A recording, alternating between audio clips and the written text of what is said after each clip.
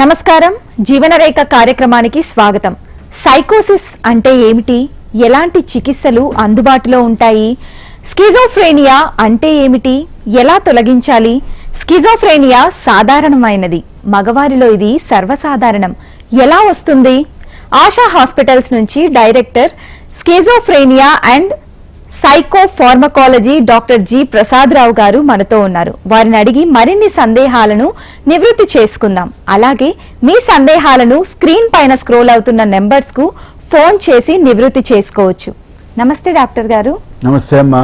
ఎలా ఉన్నారండి? చాలా బాగున్నాను. Thank you very much for inviting me here. Yeah, thank you sir. Thanks for coming. Sir, అసలు సైకోసిస్ అంటే ఏంటి సార్? చాలా సర్వసాధారణ భాషలో సైకోసిస్ అంటే మనము సృష్టితో కానీ మనం ఉంటున్న వాతావరణంతో కానీ కలిసిపోయి అక్కడేం జరుగుతుంది మనం అర్థం చేసుకుంటూ దాన్ని అర్థం చేసుకోవడమే కాకుండా దాంతోపాటు మనం జీవిస్తూ ఉంటాం. రైట్. ఈ సైకోసిస్ అనే జబ్బు మెదడులో కొన్ని భాగాలు డ్యామేజ్ అవ్వడం వల్ల కానీ హార్మోన్స్ ఇంబ్యాలెన్స్ రావడం వల్ల కానీ వస్తుంది. ఈ జబ్బు రావడానికి ముఖ్య బేసిస్ ఏంటంటే ఏది కరెక్టో ఏది కరెక్ట్ కాదో అనేది, అంటే రియాలిటీకి దూరంగా ఉండడం అనేది సైకోసిస్. అంటే తెలుగులో సింపుల్గా చెప్పాలంటే ఉన్మాదం, కానీ చాలామందికి అది అర్థం కాకపోవచ్చు. ఉన్మాదం అంటే ఉన్నది మతిలో అర్థం కావట్లేదు. సో సైకోసిస్లో 2-3 ముఖ్యమైనవి ఉన్నాయి మనకి. ఒకటి బైపోలార్ మూడ్ డిజార్డర్ అనే సైకోసిస్. అంటే అది ఇక్కడ మూడ్ ప్రమేయంగా వచ్చే డిజార్డర్. మనం ఈరోజు డిస్కస్ చేస్తున్న అంశం స్కిజోఫ్రీనియా. స్కిజోఫ్రీనియా అంటే ఏంటంటే స్కిజ్ అంటే స్ప్లిట్, ఫ్రీనమ్ అంటే మైండ్. అంటే ఇంగ్లీష్ అలా పేరు పెట్టారు ఒరిజినల్గా. ఇక్కడ స్ప్లిట్ ఏంటి అంటే ఏదో విడిపోతుందంటే కాదు. ఇక్కడ మనకి మన భావాలు, భావోద్వేగాలు, ఆలోచనలు, మనం ప్రవర్తించేది అన్నీ ఒకే రకంగా ఉంటాయి. సంతోషంగా ఉంటే చేతులు కాళ్ళు ఊపుతూ డ్యాన్స్ చేస్తూ మాట్లాడతాం, దుఃఖంగా ఉంటే సైలెంట్ అయిపోతాం. ఈ స్కిజోఫ్రీనియా పేషెంట్తో ఉన్నవాళ్ళు మాట్లాడేది, నేను మహారాజు అని మాట్లాడినా కూడా సరిగ్గా బట్టలు లేకుండా, సరిగ్గా తన సంగతి చూసుకోకుండా ఉండే, అంటే ఇక్కడ స్ప్లిట్ దేని మీద, ఆలోచనకి, భావానికి. సో స్కిజోఫ్రీనియా అనేది ఒక ఇంపార్టెంట్ కామన్ సైకోసిస్ డిజార్డర్. అంటే ఈ స్కిజోఫ్రీనియా ఎంత సాధారణమైనది, అంటే వీటిని ఆడవారిలో ఎక్కువగా చూడొచ్చా, మగవారిలో ఎక్కువగా చూడొచ్చు అంటారా? చాలా ముఖ్యమైన ప్రశ్న. ఇక్కడ ఏ జబ్బులోనూ, అంటే మనకి తెలిసిన డయాబెటీసు, హైపర్ టెన్షను లాంటి 100 కొద్ది జబ్బుల్లో ఈ సైకోసిస్ జబ్బులో స్కిజోఫ్రీనియా యొక్క ప్రాముఖ్యత ఏమిటంటే ప్రపంచం మొత్తంలోనూ అన్ని దేశాల్లో కూడా 1% ఉంటుంది. ఇది 100 ఏళ్ల క్రితము అంతే ఉంది, ఈరోజు అంతే ఉంది. దీంట్లో చాలామంది శాస్త్రవేత్తలు పరీక్ష చేసిన తర్వాత ఏం అర్థం చేసుకున్నారంటే మనందరిలోనూ, అంటే కామన్ మనుషుల్లోనూ జబ్బు కలిగించే జీన్స్ ఉన్నాయి, జబ్బు రాకుండా ఆపే జీన్స్ ఉన్నాయి. ఈ బ్యాలెన్సు సృష్టి నియమంలో కరెక్ట్గా ఉండడం మూలంగా ఎప్పుడు 1% పాపులేషన్కి స్కిజోఫ్రీనియా ఉంటుంది. అంటే మన దేశంలో మనం లెక్కెట్టుకుంటే ఒక 1% అని అర్థం చేసుకోవాలి. రెండోది, నువ్వు అడిగిన రెండో ప్రశ్న అమ్మ, మగవాళ్ళు ఎక్కువ, ఆడవాళ్ళు ఎక్కువ. కొన్ని దేశాల్లో ముఖ్యంగా ట్రైబల్ పాపులేషన్, అంటే మనకు తెలుసు ట్రైబల్ పాపులేషన్లో ఒక్కటి మగవాళ్ళలో కొంచెం ఎక్కువ ఉంది. కొన్ని బీద దేశాలు అంటాం, అంటే మనకి లోవర్ సోషియో ఎకనామిక్ కంట్రీస్లో, ఆఫ్రికన్ కంట్రీస్, వాటిలో అగైన్ మగవాళ్ళలో 1 ఇంచు ప్రమాణం ఎక్కువ ఉంది. ఇన్ జనరల్గా డెవలప్డ్ అండ్ డెవలపింగ్ కంట్రీస్లో చూస్తే 1%లో ఆల్మోస్ట్ ఈక్వల్. కరెక్ట్గా చెప్పాలంటే 52-49 రేషియోలో మగవాళ్ళకి 52, ఆడవాళ్ళకి 49. అంటే ఒక భాగం మాత్రం కొంచెం మగవాళ్ళలో ఎక్కువ ఉంది. అంటే ఈ స్కిజోఫ్రీనియాని ఎలా గుర్తించగలమంటారు డాక్టర్? దీంట్లో ఒక 3-4 ఇంపార్టెంట్ పాయింట్స్ స్టార్ట్ చేస్తాం. ఈ జబ్బు మోస్ట్ కామన్గా వచ్చే ఏజ్ 15 సంవత్సరాల నుంచి 25 సంవత్సరాలు. అంటే దాదాపు యవ్వనంలో మనం ఎంటర్ అవుతున్నప్పుడు, మనం ఈ స్లైడ్స్లో కూడా చూపిస్తున్నాం, మెదడు ఎదుగుదల, మ్యాక్సిమం ఎదుగుదల 14వ ఏట నుంచి 21 ఏళ్ళ వరకు ఉన్నప్పుడు ప్రూనింగ్ అని జరుగుతుంది. అంటే ఇంపార్టెంట్ నర్వ్స్ అన్నీ పెరగడము, పనికిరాని నర్వ్స్ అన్నీ డ్యామేజ్ అవ్వడం. ఈ స్కిజోఫ్రీనియా జబ్బులో ఏమవుతుందంటే ఈ ప్రూనింగ్ అనేది కరెక్ట్గా జరగకపోవడం మూలంగా ఈ 15 నుంచి 25 మధ్య స్టార్ట్ అవుతుంది. కామన్గా ఎలా స్టార్ట్ అవుతుందంటే మొదట్లో అంతవరకు బ్రైట్గా ఉన్న బాయ్ కానీ గర్ల్ కానీ క్వైట్ అయిపోవడం, కలవకపోవడము, తనకై తను ఉండడం, ముఖ్యంగా రాత్రి నిద్ర రాకపోవడము, భయాలు, ఆ నిద్రలో ఎవరో వచ్చి నన్ను పట్టుకుంటున్నారు లాంటి భయాలతో స్టార్ట్ అవుతాయి. అంటే ఇవన్నీ సిమ్టమ్స్ అంటారు. ఇవన్నీ ఎర్లీ సిమ్టమ్స్ అంటాం. ఓకే. కోర్ సిమ్టమ్స్ ఏముంటాయంటే ఈ జబ్బు సాధారణంగా ఇలా జరిగినప్పుడు ఇంట్లో పెద్దవాళ్ళందరూ ఏమనుకుంటారు, వీడేదో భయపడ్డాడు, ఏదో ఆలోచిస్తున్నాడు, వీడికి ఏదో గొడవ జరిగింది అంటే, ఎందుకంటే యవ్వనం కాబట్టి ఎక్కడో ఒకటి ఏదో జరిగి ఉంటుందని, ప్రేమలో పడ్డాడేమో అని కూడా అనుకునే పేరెంట్స్ ఉన్నారు. కానీ ఈ నెక్స్ట్ స్టేజ్లో వచ్చేవి సైకోటిక్ బ్రేక్ డౌన్. ఓకే. సైకోసిస్ అంటే ఇక్కడ మనము 3 ఇంపార్టెంట్ జరుగుతాయి. నిద్ర రాకపోవడం కాకుండా కొత్త కొత్త భ్రమలు ఏర్పడతాయి, నన్ను ఎవరో వచ్చి చంపేస్తారు. కానీ దీనికి బేసిస్ ఏంటంటే వాళ్ళకి ఎవరూ లేకుండా ఎవరో తిడుతున్నట్టు, లేతే 4-5 వాళ్ళు మాట్లాడుకుంటున్నట్టు, మాట్లాడుకున్నది తన గురించే మాట్లాడుకుంటున్నట్టు వినిపిస్తాయి. దీన్ని ఆడిటరీ హాల్యూసినేషన్స్ అంటాం. అలాగే విజువల్ హాల్యూసినేషన్స్ అంటే ఎవరు లేకుండా మనిషి కూడా కనిపించవచ్చు. ఇవి మోస్ట్ కామన్. ఇవే కాకుండా కొంతమందికి చెడు వాసన, రుచి లేకపోవడం లాంటివి. అంటే ఇవన్నీ మన స్పర్శేంద్రియాల్లో స్టిమ్యులస్ లేకుండా వచ్చేదాన్ని హాల్యూసినేషన్ అంటాం. ఈ హాల్యూసినేషన్ వచ్చినప్పుడు ఒక విపరీతమైన భయం ఏర్పడుతుంది. నాకెందుకు అవుతుంది అని ప్రశ్నించుకుంటాం కదా మనందరం. ఆ ప్రశ్న జవాబు దొరకనప్పుడు ఆ క్షణంలో సడన్గా డెల్యూషన్స్ అనేవి ఏర్పడతాయి. ఆ డెల్యూషన్ చాలా ఇంట్రెస్టింగ్గా ఉంటాయి. నన్ను ఎవరో చంపేస్తున్నారు, నన్ను ఎవరో వచ్చి నా గురించి మాట్లాడుతున్నారు. ఫర్ ఎగ్జాంపుల్, నాకంతా కెమెరాలు పెట్టారు అంటే ఆధునిక కాలంలో వస్తున్న స్కిజోఫ్రెనియా సిమ్టమ్స్కి 50 ఏళ్ళకి చాలా తేడా ఉన్నాయి. ఈరోజు మనం ఏమని మాట్లాడతామంటే ఇంటర్నెట్ నుంచి నన్ను హ్యాకింగ్ చేస్తున్నారు, నా కంప్యూటర్ని హ్యాక్ చేస్తున్నారు, నా రహస్యాలని తెలుసుకుంటున్నారు, నన్ను నగ్నంగా ఫోటో తీస్తున్నారు. ఇవన్నీ చాలా భయంకరమైన, మనం ఆలోచిస్తే అలాంటి ఆలోచనలు వస్తే ఎంత భయపడతారు పిల్లలు ఆ ఏజ్లో. సో గ్రాడ్యువల్గా విత్డ్రా అయిపోవడము, దీని నిద్ర రాకపోవడము, తనకి ఏదో జరిగిపోతుందని, అంటే ఇవి ప్రామినెంట్ సిమ్టమ్స్. ఇంతే కాకుండా కొంతమంది ఇందాకలా నేను చాలా గొప్పవాడిని, నేను మహారాజు, నేను ఎస్పీని, నేను ప్రైమ్ మినిస్టర్ని, నేను ఎమ్మెల్యేని, అంటే డెల్యూషన్స్, గ్రాండియర్ డెల్యూషన్. మూడోది అనుమానం. ముఖ్యంగా మగవాళ్ళకి వచ్చినప్పుడు, ముఖ్యంగా ఆ ఏజ్లో ఫ్రెండ్స్ ఏర్పడుతున్న గర్ల్స్ మీద నువ్వు ఎవరితోటి మాట్లాడొద్దు అంటే ఇక్కడ పొజెసివ్నెస్, ఆల్మోస్ట్ మార్బిడ్ జెలసీ అంటాం. అంటే నువ్వు ఎవరితోటి ఉండకూడదు, నాతోటి ఉండాలని ప్రతి గర్ల్ అయితే బాయ్ని, బాయ్ అయితే గర్ల్ని ఆపుతారు.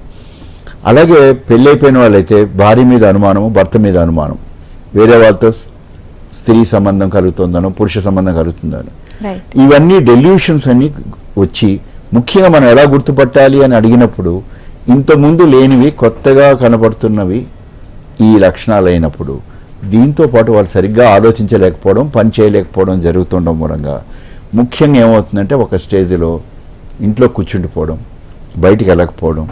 ఎందుకంటే ఇవన్నీ కంటిన్యూస్గా ఉంటాయి కదా. సో ఇవన్నీ ఇందాక ఇప్పుడు స్లైడ్స్లో చూపిస్తున్నట్టు బ్రెయిన్లో డిస్ఫంక్షన్ జరుగుతూనే ఉంటుంది ఒకటి.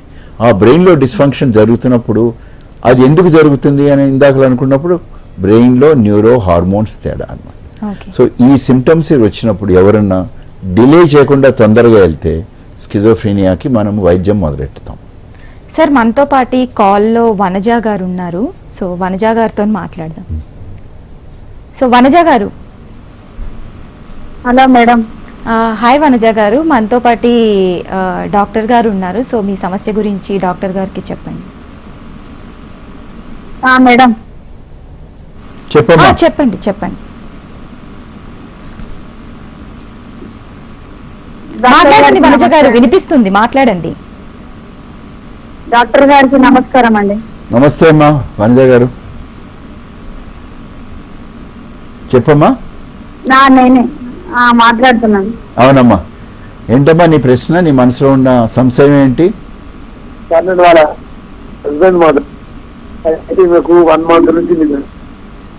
గారు, మీ సమస్య ఏంటో డాక్టర్ గారితో చెప్పండి. ఎవరో మాట్లాడుతున్నట్టు అలా వినిపిస్తుందా బాబు? ఎప్పటి నుంచి అట్లా వినిపిస్తుంది నీ గురించి ఎవరో మాట్లాడుతున్నట్టు? అట్లా ఒక్కోసారి మీరు కూర్చుంటే కూడా పక్కన వాళ్ళు ఎవరన్నా మీ గురించి మాట్లాడుతున్నట్టు కూడా అనిపించడం, అట్లా మన నీరసంగా ఉండడం, ఇంట్లో పని చేయాలంటే పని భయపడడం, పని చేయలేకపోతున్నాను. ఇంట్లో వర్క్ బయట హౌస్ లో అయితే ఇంట్లో వర్క్ ఇంట్లో పని కాడికే కొంచెం సరే అమ్మా, నేను జవాబు చెప్తాను. ఒక్క 2 నిమిషాలు ఆగితే. మీరు చెప్పినవన్నీ కూడా సైకోసిస్ లక్షణాలు క్లియర్గా ఉన్నాయి. మనం ఇందాక మాట్లాడుకుంటున్నట్టు ఇందులో ఇక్కడ డెల్యూషన్స్, హాలుసినేషన్స్ కనబడుతున్నాయి. అమ్మా వనజ గారు, మీరు మాట్లాడించిన వారికి ఎన్ని రోజుల నుంచి ఉన్నాయో చూసుకుని, మీరు ఎక్కడున్నారో మాకు చెప్పలేదు కానీ దగ్గరలో ఉన్న హాస్పిటల్కి వెళ్ళి సైకియాట్రిస్ట్ని సంప్రదిస్తే ఈరోజు ఇలాంటి జబ్బులకి ఆధునిక మానసిక వైద్యంలో తొందరగా వెళ్ళడం ఒకటి, వెళ్ళిన తర్వాత డాక్టర్ గారు పరీక్ష చేసి వాళ్ళు చెప్పిన మందులు ప్రాపర్గా వేసుకుంటే రికవరీ అయిపోతారని. ఇందాక వనజ గారు చెప్పినట్టు ఇట్లాంటి లక్షణాలు టిపికల్గా ఉంటాయన్నమాట. నాతో ఎవరో వెంటబడుతున్నారు, నాతో ఎవరో మాట్లాడుతున్నారు, నాతో ఇది అవుతుంది, దాంతో వారు భయపడిపోయి బయటికి పనికి వెళ్ళకపోవడం లాంటిది కూడా చెప్పారు వాళ్ళు. సో ఇది స్కిజోఫ్రెనియా సైకోసిస్లో ఒక భాగం అనుకోవచ్చు, లేదా సైకోసిస్లో ఒక భాగం అని కూడా అనుకోవచ్చు. సరే, ఇంకొకరు కాలర్ ఉన్నారు. కల్పన గారు హైదరాబాద్ నుంచి మాట్లాడుతున్నారు. కల్పన గారు సార్ నమస్తే అండి, మాట్లాడండి. డాక్టర్ గారు ఇక్కడే ఉన్నారు. ఓకే అండి. నమస్తే అమ్మా కల్పన గారు, చెప్పండి. నమస్తే సార్. చెప్పమ్మా. ఒక విషయం ఏంటంటే మా పాపది అయితే అదేంటి ఒకటి డిస్టర్బెన్స్ అయిందండి ఫస్ట్ ఆమెకు. సార్ నమస్తే అండి. నమస్తే అమ్మా, వినపడుతుంది, చెప్పమ్మా. మా పాప అండి ఒకసారి మ్యారేజ్ డిస్టర్బెన్స్ అయిందండి ఆమెకు. అయితే ఆమె ఒక 2-3 years డిస్టర్బెన్స్ లో ఉంది, ఇక చేసుకోలేదండి. తర్వాత మళ్ళీ మ్యారేజ్ చూస్తున్నాము, కుదరడం లేదు. అయితే ఆమె ఏంటంటే ప్రతి ఒక్కటి ఏదో చేయాలనుకుంటుందండి, చేయలేకపోతుంటదండి, ఆలోచిస్తుంటది, బాగా ఒంటరిగా కూర్చుంటది. అసలు ఏం అర్థం కాదండి అసలు. మీరు ఎవరినైనా డాక్టర్ని సంప్రదించారమ్మా? ఇంతవరకు సంప్రదించలేదమ్మా.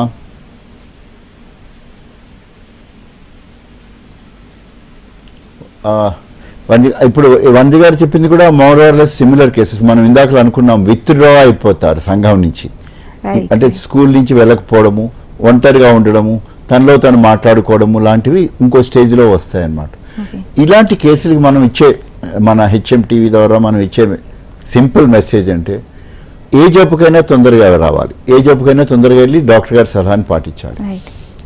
ఈ జబ్బులో ఈ ఆధునిక మానసిక వైద్యంలో కొత్త మందులు గత 2-3 దశాబ్దాలుగా వచ్చినవన్నీ చాలా సేఫ్ మెడిసిన్స్. అంటే డాక్టర్ గారు ఇక్కడ కుటుంబం కానీ సంఘం కానీ అంటే ఇలాంటి జబ్బుతో బాధపడుతున్న వాళ్ళకి ఏం చేయాలంటారు? ఇక్కడ 3 పాయింట్లు మనం మెసేజ్ ద్వారా ఇద్దాం. ఫస్ట్ ఏంటంటే, ఇక్కడ ట్రీట్మెంట్ న్యూరలాజికల్ ట్రీట్మెంటేనే అందాం, అంటే బ్రెయిన్కి ట్రీట్మెంట్ కాబట్టి న్యూరలాజికల్ ట్రీట్మెంట్. ఫస్ట్ ట్రీట్మెంట్ మందులు. అది ఈచ్ పేషెంట్కి, మనము మీ కొలతలు తగ్గట్టు మీరు కొట్టించుకుంటున్నట్టు, నా కొలతలు తగ్గట్టు నేను కొట్టించుకుంటున్నట్టు, ప్రతి పేషెంట్కి కొన్ని మందులు బాగా సూట్ అవుతాయి. మా దగ్గర ఒక 30-40 రకాల మందులు ఉన్నాయి. అంటే వెరైటీయే కాదు, దాని క్వాలిటీలీ డిఫరెంట్ మందులు ఉన్నాయి. ఒక్కొక్క పేషెంట్కి ఏది సూట్ అవుతుందో అది ఇస్తాం. ఒక ముఖ్యమైన విషయం ఏంటంటే, ఫస్ట్ టైం వచ్చిన తర్వాత ఇది ఆల్మోస్ట్ డయాబెటీస్ లాగా, హైపర్ టెన్షన్ లాగా దీర్ఘకాలిక జబ్బు కాబట్టి వైద్యంలో డాక్టర్ సలహా మేరకు డాక్టర్ మానేయమన్నంత వరకు మందులు వేసుకోవాలి. ఫస్ట్ టైం వచ్చినప్పుడు 2 సంవత్సరాలు కనీసం వేసుకోవాలి. ఫస్ట్ టైం వచ్చి తగ్గడం 15 రోజుల్లోనే తగ్గిపోతుంది. రెండోసారి మళ్ళా వచ్చిందంటే డాక్టర్ గారు డిసైడ్ చేస్తారు, ఈచ్ పేషెంట్ వాళ్ళ కుటుంబంలో ఇంకెవరికైనా వచ్చిందా, ఎంత తీవ్రంగా వచ్చింది, ఏ లక్షణాలు. సో మందులు ఒక ముఖ్య భాగం అయితే, ఈ ఆధునిక వైద్యంలో న్యూరో స్టిమ్యులేషన్ అనేది రెండోది. న్యూరో స్టిమ్యులేషన్లో మ్యాగ్నెట్ తోటి, అంటే మనం MRI మ్యాగ్నెట్ చూసాం కదా, అట్లాంటి మ్యాగ్నెట్ తోటి వైద్యం చేసుకోవడము. అది స్పెసిఫిక్గా ఉంటుంది. బ్రెయిన్లో కొన్ని ఇందాక చూపిస్తున్న, మేము స్లైడ్స్లో చూపిస్తున్న ఏరియాలకి స్టిమ్యులేట్ చేసి, అంటే మేము కంప్యూటర్ ద్వారా ఐడెంటిఫై చేసి ఇక్కడ చూపిస్తున్న స్లైడ్లో వైద్యం చేయడం ఒకటి. రెండో భాగము ECT అని వింటుంటారు, బ్రీఫ్ పల్స్, అంటే 1 సెకండ్ గురించి బ్రెయిన్ స్టిమ్యులేట్ చేస్తాం, బ్రీఫ్ పల్స్. మూడో వైద్యం ఏంటంటే, ముఖ్యంగా వీళ్ళకి డెఫిసిట్స్ కొంతమందికి వస్తాయి. మీరు నిజంగా ఆలోచిస్తే 100 మందిలో 3 వంతులు టోటల్ రికవరీలోనే మెయింటైన్ అవుతూ ఉద్యోగం కూడా చేయగలుగుతారు. సాఫ్ట్వేర్ ఇంజనీర్లు కానీ ఐపీఎస్ ఆఫీసర్లు కానీ. అంటే మీరు అందరికీ అపోహలు ఏంటంటే తగ్గదు, స్కిజోఫ్రెనియా తగ్గదు అనేది. ఆధునిక వైద్యంలో ఆల్మోస్ట్ మోర్ దెన్ 2/3 అంటే 66% నుంచి 70% వరకు రికవరీ ఫుల్. మిగతా 30% ఏమవుతుందంటే వస్తూ పోతూ ఉంటుంది. అలాంటి వాళ్ళకి కూడా వైద్యం ఉంటుంది. టోటలీ తగ్గని వాళ్ళు లెస్ దెన్ 10% ఉంటారు. Okay okay.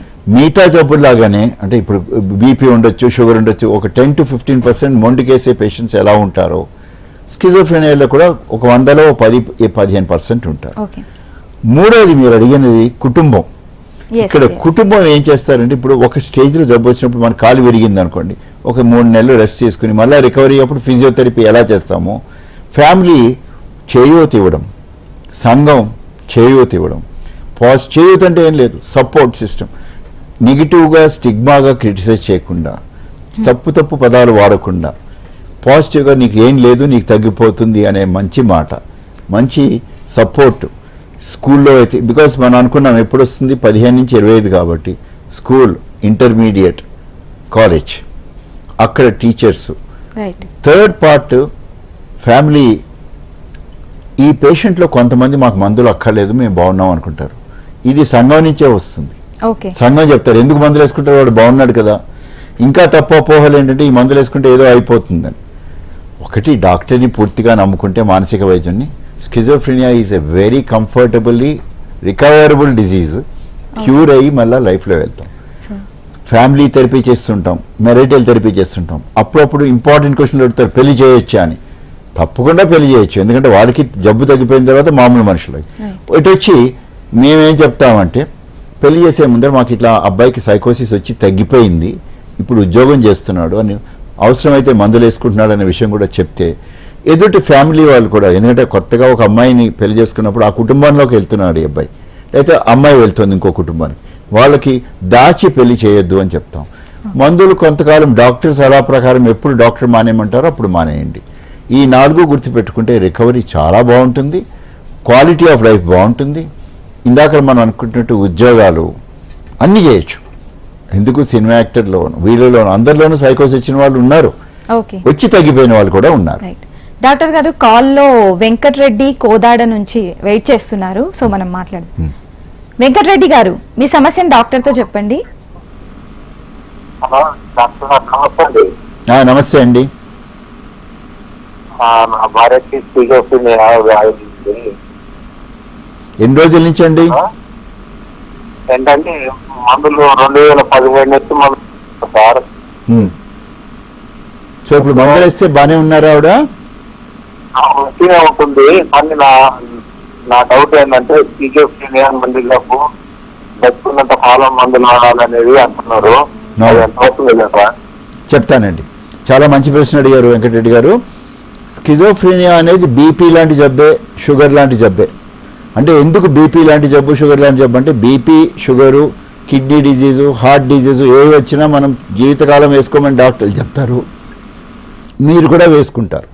అలాగే ఈ స్కిజోఫ్రెనియా జబ్బులో కూడా వెంకటరెడ్డి గారు తగు పాలల్లో 1 మాత్రో 2 మాత్రలో 3 మాత్రలో డాక్టర్లు మీ వైఫ్కి ఎంత నిర్ణయించారో టైంకి, అంటే ఒకటే మాత్ర జీవితాంతం వేసుకోవడం అని కాదు, డాక్టర్ సలహా మేరకు రెగ్యులర్గా వేసుకుంటే డెఫినెట్గా నార్మల్ లైఫే లీడ్ చేయగలుగుతారు. అప్పుడప్పుడు కొంతమందికి కొద్దిగా నెగిటివ్ క్వాలిటీస్, అంటే ఇందాక మనం చెప్పుకున్నట్టు కొంచెం మెత్తగా ఉండడం, సైలెంట్గా ఉండడం లాంటివి జరిగినప్పుడు బిహేవియర్ థెరపీ అంటే కౌన్సిలింగ్ ద్వారా, సైకోథెరపీ ద్వారా ఇంట్లో వాళ్ళు నువ్వు గొప్పగా చేయగలవు, నువ్వు పాజిటివ్గా ఉండగలవు అని మనం చేయూత ఇచ్చినంత వరకు చాలా పాజిటివ్గా రికవర్ అవడమే కాకుండా, ఇప్పుడు వెంకటరెడ్డి గారు అడిగిన క్వశ్చన్ ఎంతకాలం అనేది పేషెంట్కి కూడా మారచ్చు. రైట్. అది డాక్టర్ గారిని చూస్తున్నప్పుడు డాక్టర్ గారు వాళ్ళ అవసరం బట్టి చెప్తుంటారు.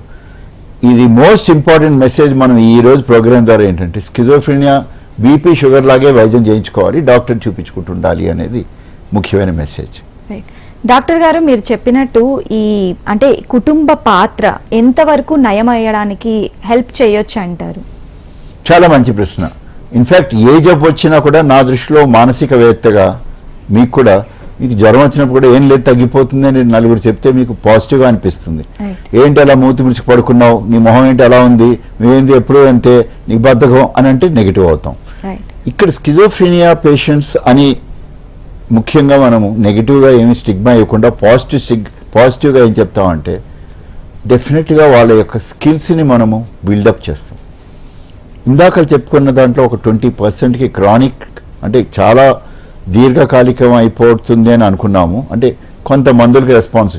అలాంటి వాళ్ళ కుటుంబం ఏం చెప్తారంటే వాళ్ళతో పాటే కలుపుకుంటూ వాళ్ళని ఒంటరిగా వదిలేయకుండా వాళ్ళ చేత ఇంటి పనులు చేయిస్తూ స్కిల్స్కి అనుగుణంగా జాబ్ చేయిస్తూ. ఈ రోజుల్లో మా ఆశా హాస్పిటల్ తరఫున మేము రిహాబిలిటేషన్ సెంటర్స్ ఉన్నాయి 2, ఆడవాళ్ళకి ప్రత్యేకం, మగవాళ్ళకి ప్రత్యేకం. అక్కడ మేము ఒక 1 month కోచింగ్ ఇస్తాం. For example cake making, stitching, knitting, ఆడవాళ్ళకైతే ఇట్లాంటివి, మగవాళ్ళకైతే ఈవెన్ సాఫ్ట్వేర్, ఇద్దరికి కూడా సాఫ్ట్వేర్ బేస్డ్ స్కిల్స్. మేము ఒక 1 month ట్రైనింగ్ ఇవ్వడమే కాకుండా యాజ్ ఏ గ్రూప్గా ఒక 15 మంది పేషెంట్స్కి కలిపి చేసినప్పుడు మిగతా పేషెంట్లో పాజిటివిటీని వీళ్ళలో ఉన్న పాజిటివిటీ మిగతా వాళ్ళకి అందజేయడం. దాంతోపాటు ముఖ్యంగా కుటుంబం ఏం చేయాలంటే ఒక రెగ్యులర్ ఎక్సర్సైజ్, యోగాసనాలు ప్రాక్టీస్గా చేయడం, అది కూడా బేసిక్గా ఒక రెగ్యులర్ లైఫ్లో పార్ట్. ఇన్ఫ్యాక్ట్ మనం స్కిజోఫ్రెనియాకే చెప్పము, అందరికీ చెప్తాం యోగా చేయమని, వాకింగ్. ఇంకొక మాట చెప్తాం కుటుంబంలో, మా స్కిజోఫ్రెనియా పేషెంట్స్ కొంతమంది బద్ధకం అయిపోయి ఇంట్లో మూల కూర్చుని తిని లావెక్కే వాళ్ళు ఉంటారు. డైట్ విషయంలో కూడా వాళ్ళు మరీ ఓవర్కి వెళ్లకుండా చూసుకోవాలి. వీటన్నిటితో పాటు ఒక మంచి పాజిటివ్ వర్డ్, పాజిటివ్ సపోర్ట్ కనపడినప్పుడు ఒక పాజిటివ్ ప్రైజ్, అంటే నువ్వు ఇంతకుముందు కన్నా చాలా బాగున్నావు, ఇంతకుముందు కన్నా చాలా సక్సెస్ఫుల్గా రికవర్ అయ్యావని చెప్తున్నప్పుడు క్లియర్గా పేషెంట్ రికవరీలో మనము ప్రోత్సహించినట్టు. నేను ఉట్టి కుటుంబమే చెప్పను, స్నేహితులు అంటే ఫ్యామిలీ ఫ్రెండ్స్, టీచర్స్, మిగతా సేమ్ ఏజ్ ఫ్రెండ్స్ అందరూ కూడా మనము ఒక స్కిజోఫ్రెనియా పేషెంట్ రికవరీలో హెల్ప్ చేయొచ్చు. రైట్ సార్, వరంగల్ నుంచి రాజ్ కుమార్ గారు కాల్లో వెయిట్ చేస్తున్నారు, మాట్లాడండి. సో రాజ్ కుమార్ గారు మేడం చెప్పండి సార్ మీ సమస్య. డాక్టర్ గారు ఇక్కడే ఉన్నారు. సార్ మాకు పిల్లలుగా చెప్పండి రాజ్ కుమార్ గారు, గట్టిగా మాట్లాడండి. మేడం నాకు పిల్లలు కావాలి మేడం, మరి ఎట్లా నేను సమస్య మీకు ఇబ్బంది ఉందా సార్? నాకు పిల్లలు కావాలి సార్. అది ఐ థింక్ బేసిక్గా కొంత ఇన్వెస్టిగేషన్ చేయాలి. ఇప్పుడు వారు అడిగినది కొంతవరకు ప్రాబ్లీ స్కిజోఫ్రెనియా పేషెంట్స్లో ఒక అపోహ ఉంటుంది, పిల్లలు వీళ్ళకి సరిగ్గా కలగరేనేమో అని. ఇక్కడ జెనెటిక్ ఏంటంటే చాలా లో ప్రాబబిలిటీ. ఓకే, అంటే ఇప్పుడు మ్యాథమెటిక్స్గా చెప్పాలంటే ఒక పేరెంట్కి స్కిజోఫ్రెనియా ఉంటే చైల్డ్కి వచ్చే రిస్క్ ఓన్లీ 6.5%, అంటే 100లో చాలా తక్కువ. ఇద్దరు పేరెంట్స్కి ఉంటే వచ్చే రిస్క్ 14%. సో స్కిజోఫ్రెనియా మనం చెప్పుకున్నట్టు ప్రోగ్రాంలో స్కిజోఫ్రెనియా కలగజేసే జీన్స్, స్కిజోఫ్రెనియాని ఆప్ చేసే జీన్స్, ఈ రెండింటికి బ్యాలెన్స్ అనేది ప్రకృతి చేస్తుంది, నేచర్ చేస్తుంది. మనకున్న 23 క్రోమోజోమ్స్ ప్లస్ సెక్స్ క్రోమోజోమ్స్లో కొన్ని క్రోమోజోమ్స్ జబ్బు రాకుండా ఆప్ చేసేది ఉంటుంది. ప్రాపర్గా న్యూట్రిషన్, టైంకి హెల్త్, ఇవి తీసుకుంటే చాలు. ఇంతకన్నా ఎక్కువ జెనెటిక్ కౌన్సిలింగ్ చేయక్కర్లేదు. 2 మిగతాది ఇక్కడ సోకాల్డ్ స్కిజోఫ్రీనియా అనే జబ్బు ఎర్లీ డయాగ్నోసిస్ అంటే తొందరగా డాక్టర్ దగ్గరికి వెళ్ళడము, డాక్టర్ సలహాని కంటిన్యూస్గా పాటించడం, ఈ 2 చేస్తే స్కిజోఫ్రెనియా మిగతా బీపీ షుగర్ లాగానే వైద్యం చేసుకుంటూ వెళ్ళచ్చు. ఓకే, యాంటీ సైకోటిక్స్ ఏమైనా హాని కలిగించే అవకాశాలు ఏమైనా ఉన్నాయా? అగైన్ చాలా మంచి ప్రశ్న ఇది. ఎందుకంటే యాంటీ సైకోటిక్స్ అంటే ఏంటంటే సైకోసిస్లో వాడే మందులు, అంటే స్కిజోఫ్రెనియాలోనూ వాడతాము, మిగతా సైకోసిస్ని వాడతాము. ఆధునికంగా మొదటి జనరేషన్ అంటే 50s, 60s, 70s వరకు ఉన్న మందుల్లో అప్పుడు కొన్ని సైడ్ ఎఫెక్ట్స్, ఇలా చేయ కాలు బిగుతుగా అయిపోవడం లాంటి సైడ్ ఎఫెక్ట్స్ ఉండేవి. ఇప్పుడున్న జనరేషన్ మెడిసిన్స్లో ఆల్మోస్ట్ అవి లేవు. కానీ ఉన్న చిన్న సైడ్ ఎఫెక్ట్స్ ఏమన్నా ఉంటే మిగతా మందులు, ఆ మాటకు వస్తే ప్రతి మందుకి కొద్దో గొప్ప, ఇప్పుడు మీరు తలనొప్పికి మందు వేసుకుంటే కడుపు నొప్పి కూడా వస్తుంది, తలనొప్పి తగ్గుతుంది, ఎందుకంటే గ్యాస్ట్రిక్ ఇరిటేషన్ ఉంటుంది. సైడ్ ఎఫెక్ట్స్ మేజర్ కాదు, లాంగ్ టర్మ్ సైడ్ ఎఫెక్ట్స్ లేవు, చాలా safe. But at the same time కొంతమంది రాంగ్ అభిప్రాయాలతో ఉన్నప్పుడు కిడ్నీలు పాడైపోతాయని ఒక రాంగ్ అభిప్రాయం, లేకపోతే ఇంకో లివర్ పాడైపోతుందని ఇంకో అభిప్రాయం. మన యాంటీసైకోటిక్స్ ఏ ఆర్గన్ని పాడు చేయవు, ఓకే. ఓన్లీ బ్రెయిన్లో ఉండే హార్మోన్స్ ఇంబ్యాలెన్స్ని కరెక్ట్ చేసుకుంటూ పోతాయి. అది సైకియాట్రిస్ట్ నార్మల్గా పేషెంట్లో ఉన్న లక్షణాలు బట్టి, మీ ఇందాక చెప్పినట్టు 30 మందులు ఉన్నాయి నా దగ్గర, ఏది బెస్ట్ ఈ పేషెంట్కి అనేది క్లినికల్గా చూసుకుంటూ ఇస్తామన్నమాట. రైట్. అంటే ఈ సైకోసిస్కి మరియు ఈ స్కిజోఫ్రీనియాకి మధ్య ఉన్న డిఫరెన్స్ ఎక్స్ప్లెయిన్ చేస్తారా? సైకోసిస్ అంటే మనం ఇందాక చెప్పుకున్న డెల్యూషన్స్, హాలుసినేషన్స్ కేవలం స్కిజోఫ్రెనియాలోనే జరగదు, బైపోలార్లో కూడా జరుగుతుంది. అంతెందుకమ్మా, ఆధునికంగా ఇప్పుడు వస్తున్న డ్రగ్స్ ఉన్నాయి కదా, కెనాబిస్ లాంటి డేంజరస్ డ్రగ్స్, LSD లాంటి డ్రగ్స్, అంటే డ్రగ్స్ వల్ల కూడా సైకోసిస్ వస్తుంది. కొన్ని వైద్యంలో వాడే మందుల వల్ల కూడా సైకోసిస్ వస్తుంది. సో సైకోసిస్లో ఈచ్ పేషెంట్కి కాజ్ ఏంటి అనేది, స్కిజోఫ్రీనియా అనేది మనం చెప్పుకున్నట్టు 15 నుంచి 25 ఏళ్ళ మధ్య స్టార్ట్ అయ్యి కామన్గా ఇంకో 30%, 35, 40 వరకు కూడా స్టార్ట్ కావచ్చు. ఇంకొక ముఖ్యమైన విషయం చెప్పుకోవాలి, ఆడవాళ్ళకి డెలివరీ అయినప్పుడు పర్పురల్ సైకోసిస్ కూడా రావచ్చు. అంటే అది ఉట్టి టెంపరీగా వచ్చిపోతుంది, డెలివరీ అయిన 3 నెలలు 4 నెలల లోపుగా. అగైన్ అదొక టైప్ ఆఫ్ సైకోసిస్.